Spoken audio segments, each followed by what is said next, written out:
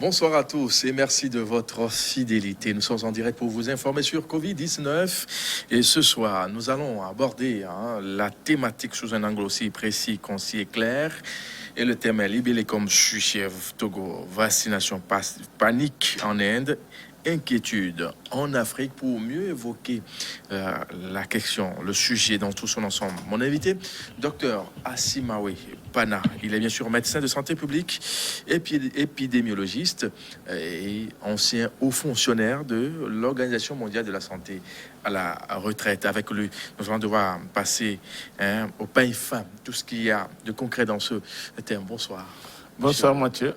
Bonne arrivée. Merci, comment allez-vous? Bien chez vous. Moi aussi, je vais bien. Dieu merci. Vous êtes là, ça fait quelques jours. Hein? Oui, je viens d'un autre plateau, donc... Ah oui. Oui. Quand je ne suis pas chez vous, avec vous, je suis ailleurs. Alors, quand vous observez un peu ce qui se passe en matière, bien sûr, de cette contamination, entre-temps, revue à la hausse tellement, on se dit, qu'est-ce qui n'a pas marché? Qu'est-ce que ça vous dit, vous, en tant que professionnel du domaine? Oui, bon, je crois qu'on l'a expliqué maintes fois. Lorsque vous voyez qu'il y a un relâchement dans l'application des mesures barrières, il faut s'attendre que dans les semaines qui vont suivre, on aura de nouveaux cas qui vont augmenter. Ça peut aussi être lié à des manifestations de regroupement qui vont entraîner justement l'éclosion de nouveaux cas qui augmentent. Et ça a été le cas chez nous ici. Je pense que c'est ça qui a amené le gouvernement vers le début avril de prendre des mesures de restrictions individuelles et collectives. Donc, mais on remarque que depuis 3 à 4 semaines maintenant, la situation revient un peu à la baisse. Oui. Puisque on est passé de plus de 1200 et quelques cas par semaine à aujourd'hui autour de 200 cas. Donc le 5e même, vous voyez, non?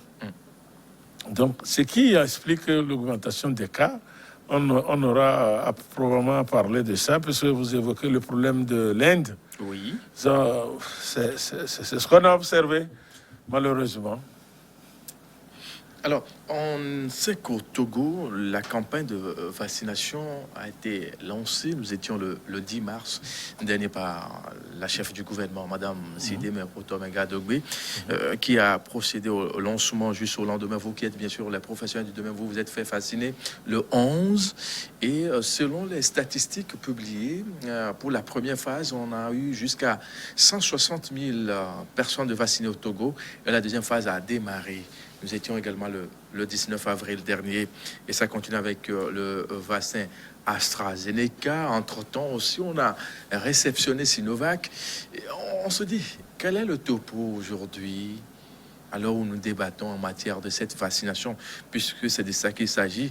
Dans d'autres pays, on n'a pas tellement évolué comme c'est le cas en Inde, où on assiste à des décès en cascade ou même enterrés, on n'arrive pas. Malheureusement, c'est ce que nous disons tout le temps sur les plateaux, que nous ne souhaitons pas qu'on arrive à ce genre de situation.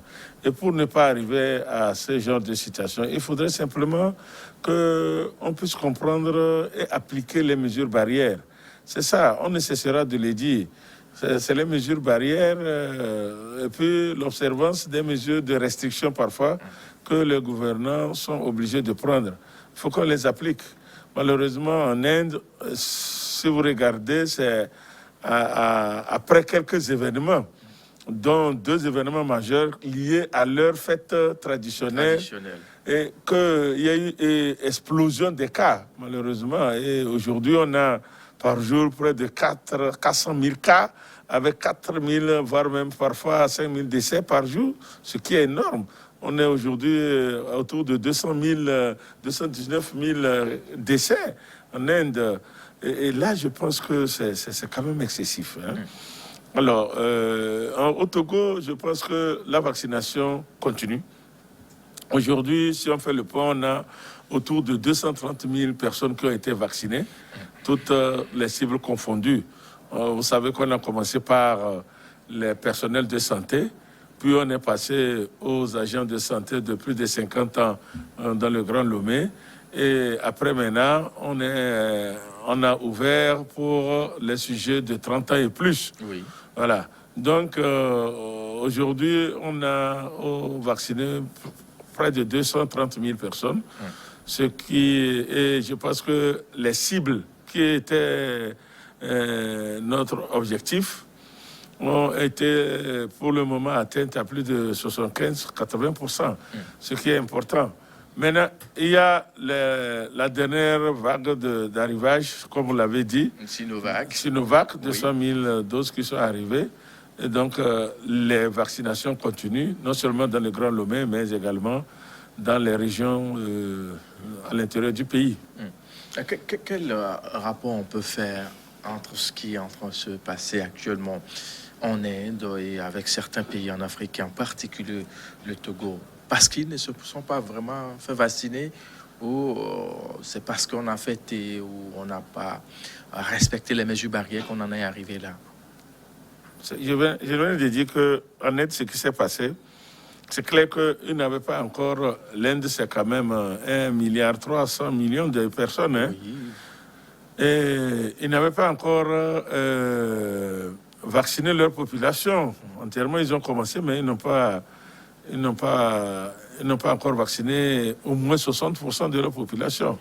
Mais ce qui explique cette, je peux appeler cette situation très catastrophique, c'est parce que ils ont eu à ouvrir ou à lever le pied sur certaines restrictions individuelles et collectives. Est-ce qu'ils ont vraiment...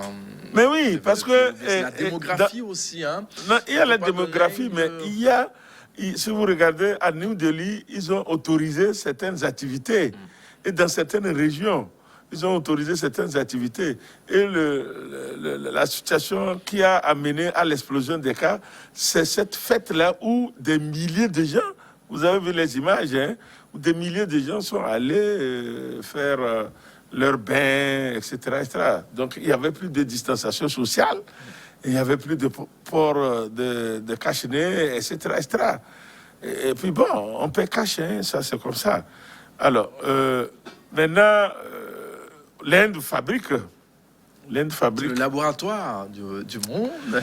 L'Inde, c'est l'Inde qui donne à plus de 90% le vaccin que nous avons en Afrique. Parce qu'ils ont eu la délégation, l'autorisation de fabriquer notamment l'AstraZeneca. Donc, la plupart des vaccins qui nous viennent dans nos pays africains viennent des firmes pharmaceutiques de l'Inde. C'est pour ça d'ailleurs qu'il y a une répercussion. Il faut qu'on le dise. Parce que l'Inde a pris la décision de ne plus exporter les vaccins fabriqués sur son sol. Face à cette situation à laquelle vraiment il ne sait plus où donner la tête. Donc, et ça aura une répercussion sur nous, les pays africains. Parce que la grande partie, comme je venais de dire, plus de 90% des vaccins que nous recevions, notamment AstraZeneca, venaient des firmes pharmaceutiques indiennes. Alors, maintenant que l'Inde a pris cette disposition-là, nous risquons de pouvoir avoir des difficultés d'approvisionnement en ce vaccin-là. Donc, je crois que l'Union africaine est déjà en train de réfléchir. Ils ont fait une réunion de 2 jours là-dessus. Et j'espère que d'autres alternatives seront trouvées pour qu'il n'y ait pas de fenêtre entre ce que nous avons démarré en matière de vaccination de nos populations et la continuité avec AstraZeneca. Est-ce qu'on peut dire que l'Inde a préféré la fourniture de ces vaccins aux pays demandeurs que de penser à sa population? C'est ça qui a mené à cette situation. Non, je ne pense pas parce que aucun pays au monde pour le moment n'a pu vacciner une grande partie de sa population. Ah oui, il y a quand même les États-Unis, hein, la première dose, on a vu plus de 100 millions de, de vaccinés, c'est quand même beaucoup. 100 millions, il y a Israël. Oui, Israël, c'est le pays qui a vacciné au monde la plus grande partie de sa population, au-delà de 50%. Mais les États-Unis n'ont pas encore atteint ce pourcentage-là. L'immunité collective. Oui, ils n'ont pas encore atteint. Voilà, ils n'ont pas encore atteint. Donc, l'Inde a commencé, mais 1,3 milliard. C'est beaucoup, hein? Ah, Mathieu. Vacciner. Honnête, c'est beaucoup. Exactement. C'est beaucoup. Et ils viennent de valider leur propre vaccin qu'ils ont fabriqué chez eux. Et à cause de cette crise, ils ont été obligés d'accélérer et utilisent maintenant l'AstraZeneca qu'ils fabriquent chez eux et leur propre vaccin pour pouvoir immuniser leur population. Ça, c'est une situation qui est tout à fait inédite et c'était nécessaire d'aller dans ce sens-là. Parce que la situation est très catastrophique. Vous voyez les images, c'est effroyable. Effroyable. Et c'est ce que nous disons, qu'il ne faudrait pas que nous aussi, on puisse se laisser aller pour qu'un jour, on se retrouve face à ces situations-là qu'on ne pourra pas gérer. Voilà.